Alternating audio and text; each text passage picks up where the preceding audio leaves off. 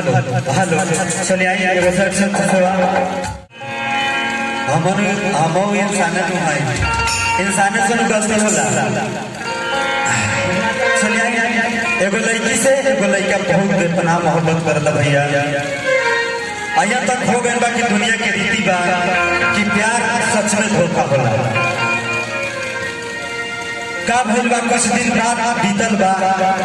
तने लड़किया के शादी से हो गइल बा लड़किया से बहुत बर्दाश्त नहीं के भइल लड़कवा से मिलल बिया कहती है कि देखो हमनी के अब लास्ट मिलल बा एकरा बाद कभी ना मिल पाए लड़का एकदम सफा बहुत दुख में हो गइल बा लड़का बहुत ज्यादा दुख में भैया दर्द ओकरे होला जे मोहब्बत कइले होला ओकरे ला दर्द होला जे दिल में होला लड़का कहता कि देखा थोड़ा चलते बाबूजी से बड़ा मार खाने बने थोड़ा चलते पूरा दुनिया से बदनाम बने तू एगो कहबू तो कैसे हंसिए बताओ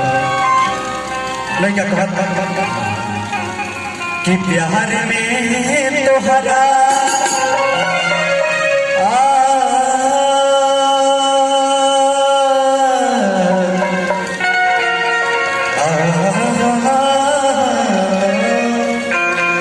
कि प्यार में तोहरा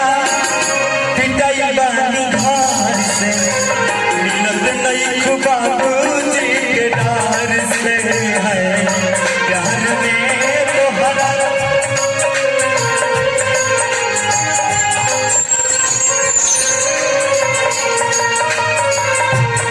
प्यार में तोहरा पिटाई बानी घर से मिलत नहीं बाबूजी के डार से